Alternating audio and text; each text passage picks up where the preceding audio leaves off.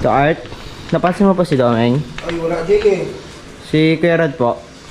Wala rin, Jay. Baka magkasama sila. Ah, sige po. Hanapin ko lang po. Samahan na, Jay. Ah, sige po. Pwede po.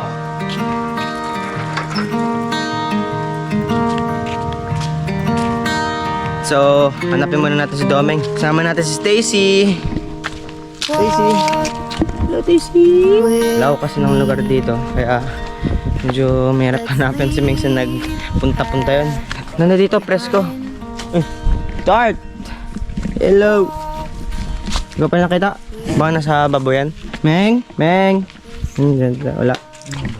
Para dito sila ito. Wala dyan. Wala rin dito si Meng sa paborito niya rin puntahan. Lakad na iba po daw kurso.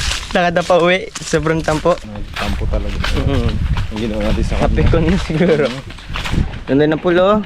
Meng! Sarap maligo. Check natin sa kubo-kubo ni Meng. Ganda ng view. Wow. Meng! Pa? Tart?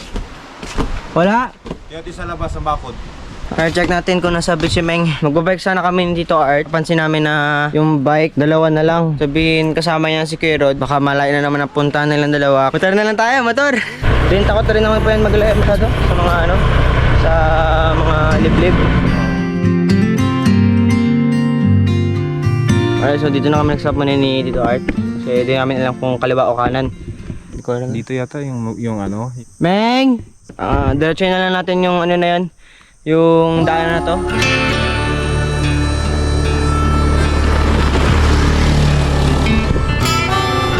Kirod ba yan? Kirod siya, no? Kirod? Oo. Saan si Domeng? Ayun na si Kirod. Kirod, di ko pakita si Domeng eh. Ayun si Kirod oh. Kirod! Uy! Meng!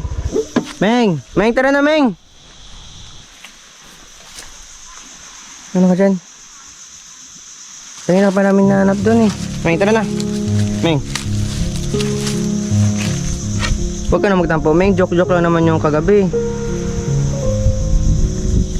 Ito ka tayo pansinin mo. Ito ka Meng, tara na Meng. Eh, mag-ano pa tayo doon, mag-almusal. Masarap ang paluto yung Tito Art. Meng, tara na nga! Kaya mag-almusal nga doon. Ta! Ayaw pansinin na Meng, umiiwas. Meng. Sige na Meng, balik na doon para makapag-almusal na. Magmotor ka na lang para di ka na mapagod. Tara. Meng. Ano? Dito mo na lang doon, Tol. Kaya pansinin talaga ni Meng.